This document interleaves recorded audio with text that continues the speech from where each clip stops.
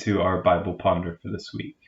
We're going to continue looking at a bit of the Gospel of Luke today and talking about the intersections between the Gospel and the story of Jesus and the politics of his day, and therefore kind of the repercussions for how we see Jesus and how we see our lives as Christians playing out in our modern world. So I think that it's really important to remember that there isn't just a distinction between a sort of earthly kingdom and then Jesus's kingdom is sort of spiritual, and so they both kind of coexist, and just one is the earthly kingdom and one is the spiritual kingdom, and you kind of do both. But that Jesus's kingdom, and that the way the gospel writers present the story of Jesus, is in direct competition to earthly kingdoms and the way that earthly politics play out.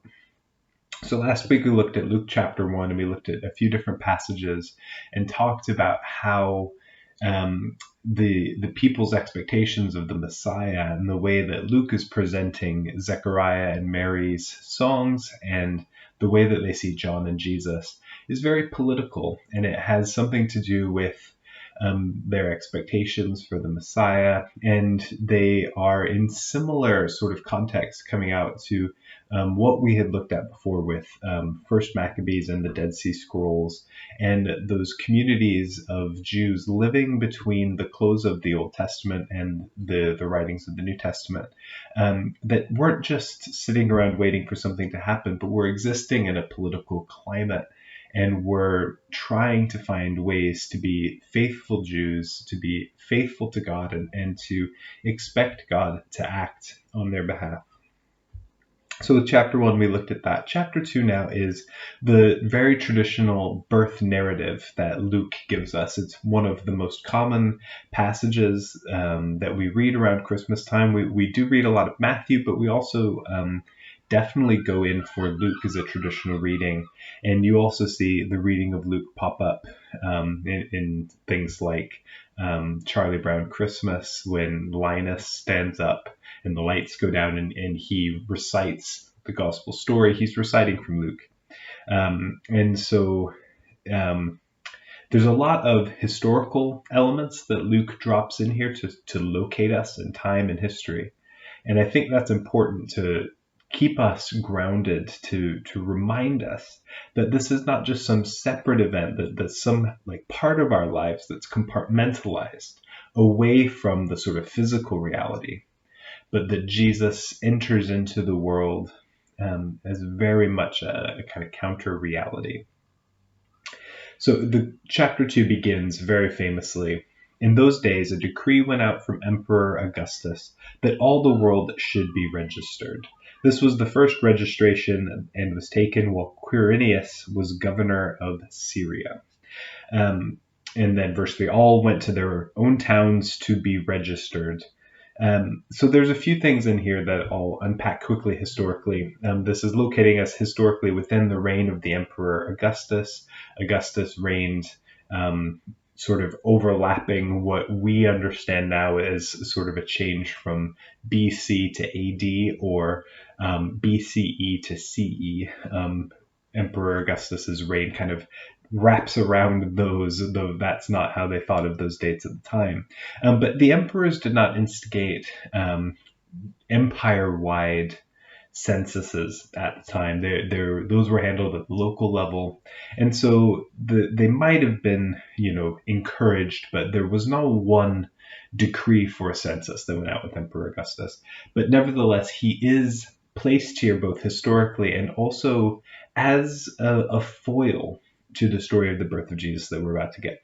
Quirinius was a governor of the region of Syria, which also included Palestine, which included all of these areas. But Quirinius was the governor from about 6 CE. Some people have argued that maybe he was governor for a bit before, around the time Jesus was born, and then was governor again in 6 CE. We don't really have evidence against that, but we also don't really have evidence for it. But nevertheless, it's pretty close. So Luke is still within a few years here, but he's giving us names. He's giving us bits of history. It's not completely off the map, but it's also not necessarily the most accurate. as Quirinius was governor of Syria, and then all went to their own towns to be registered. Now, we've often talked about this, and at least I remember hearing it talked about, that you had to go to your ancestral home to register as part of the census. And that isn't really the case. What is happening is that you had to go to the town where you kind of had a legal residence or where you owned property and immovable property. There's evidence, weirdly enough, that comes out of some of the pottery that's discovered and some archaeological evidence. There was actually a fairly big migration of people from kind of the Bethlehem area there down south of Jerusalem up north to Nazareth. And so it's likely that Joseph and maybe even Mary as well were kind of recent movers from Bethlehem up to Nazareth. And so it could have been that Joseph still owned property in Bethlehem, and that was why he had to go, because he was still legally residing there because of his property. And maybe even Mary had something as well. And so they go from Bethlehem down, or from Nazareth down to Bethlehem, likely for that reason.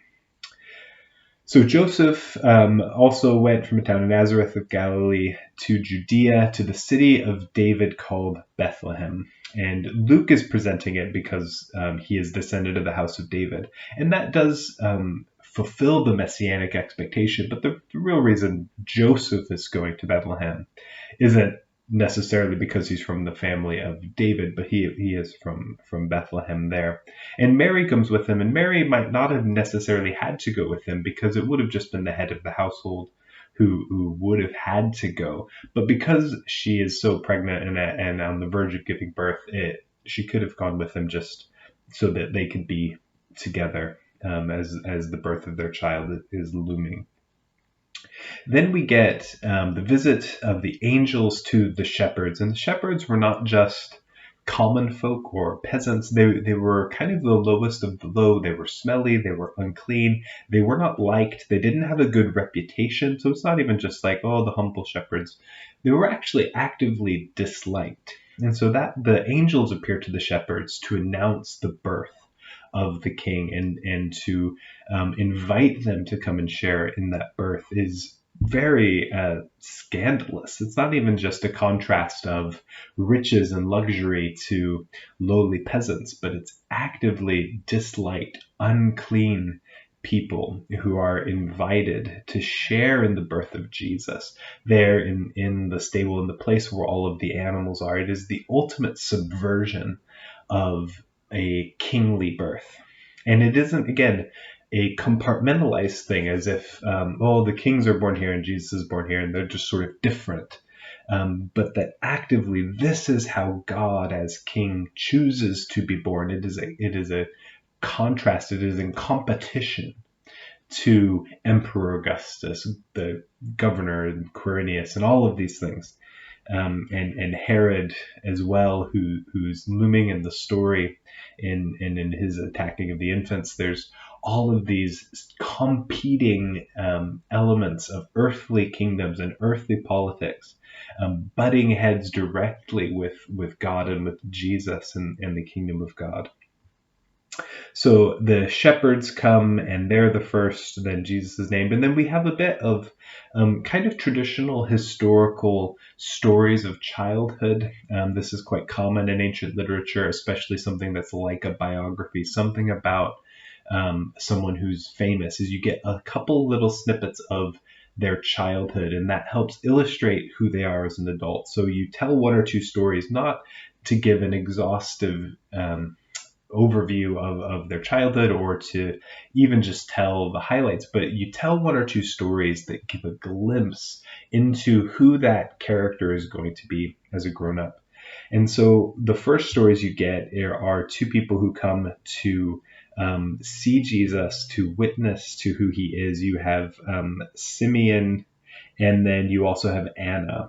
And Anna is a prophet who is the daughter of Phanuel, and she was older, and she prophesies about Jesus as they see him. And then they go back to Nazareth, and then they return to Jerusalem for Passover. Later, Jesus is a bit older. And this is the famous story of Jesus staying in the temple, staying in Jerusalem, and his parents and their caravan of people heading back up to Nazareth, and Jesus staying behind in Jerusalem in the temple, conversing, arguing, debating, whatever he's doing with the high ups in the temple, with the religious leaders. And Jesus is at their level, sort of intellectually and philosophically and theologically. And his famous lines, "Why were you searching for me? Did you not know that I must be in my Father's house?" All of this is setting up who Jesus would be as a contrast to earthly kingdoms, and as a contrast to the religious elite, that even as a young boy, even as just a nobody kid, he is still there doing all of these things, acting all these ways, being a kind of agitator. And the story of him as a child sets us up for who we will see him to be as an adult and how we will see him interact with the world. But the birth narrative, especially here in Luke, is such a contrast. And again, it's not just a contrast in the idea of humility versus luxury, or even just to relate the story, but it is a story of direct competition between who God is and God's character as king versus who the earthly kings are in Augustus and Herod and all of these rulers. And so we see Jesus set up in competition to them. And we see that the methods that Jesus is part of and that God is using in Jesus, even from the very beginning, are gathering in the outcast, the least of the society, all of the people who were hated and reviled and rejected, and not the elite, not the good smelling and wanted people of the world. But Jesus, even from when he is born, is surrounded by those who society has cast out. And that puts him in direct competition to earthly kings. So that's where we'll leave this sort of pondering of the Christmas story. It's maybe a bit of a different look at Christmas and a different feel to the story of Christmas in Luke. But I hope it offers some interesting perspectives, kind of historically and politically, for how we see Jesus. So we'll continue on through Luke, looking at the next little bit. We'll hit the ground running with the story of John the Baptist in chapter 3. So thank you all for joining us, and have a great evening.